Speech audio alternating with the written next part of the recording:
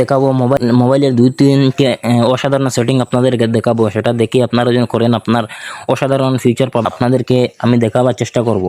তো ভিডিওটি ভালো লাগলে অবশ্যই লাইক সাবস্ক্রাইব করে যাবেন।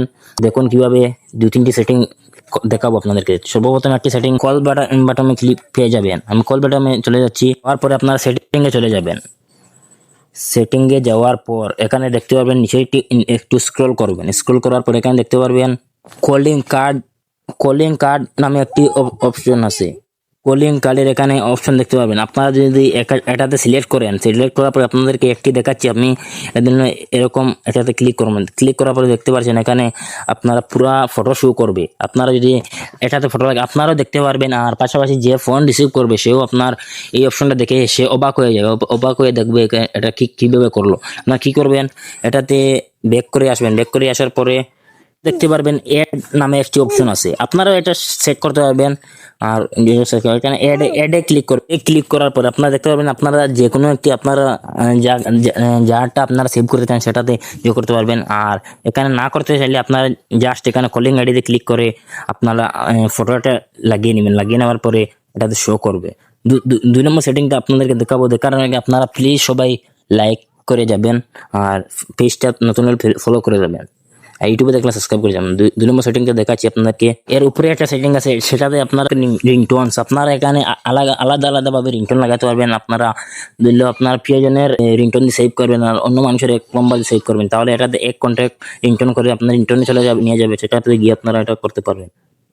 এটাতে বেশ কাজে লাগে না। এর উপরে একটি সেটিং আছে দেখতে পাবেন কলিং অ্যাকাউন্টস। এটাতে আপনারা ক্লিক করে ঢুকবেন।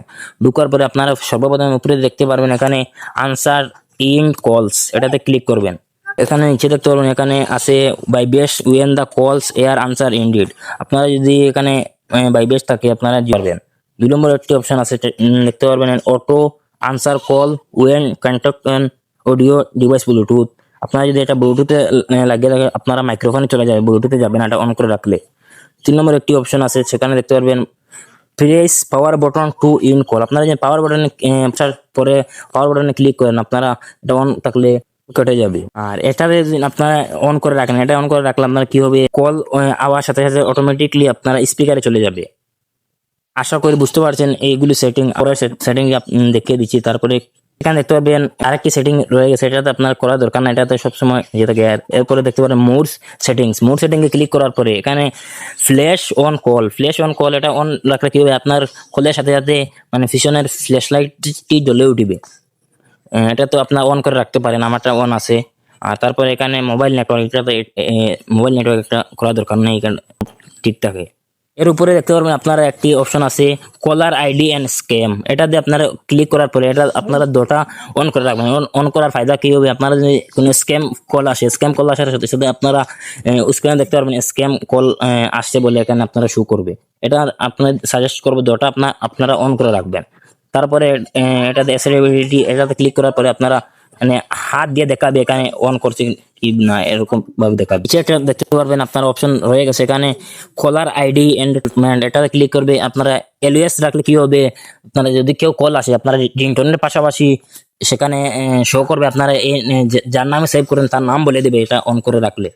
রয়ে গেছে আপনারা দেখতে পাবেন কল রেকর্ডিং নামে একটি অপশন আছে। কল রেকর্ডিংটি অন করে আপনারা এখানে দেখতে পারবেন অটোমেটিকলি আপনারা যদি অন করে রাখেন, অটোমেটিকলি অন করে রাখলে কি হবে, আপনারা কেউ কল করলে অটোমেটিক নয়া নাম্বারে কল করলে অটোমেটিক আপনারা কল রেকর্ডিং শো হয়ে যাবে। আর আপনারা কন্ট্যাক্ট যেটা সেভ করা সেটা হবে না।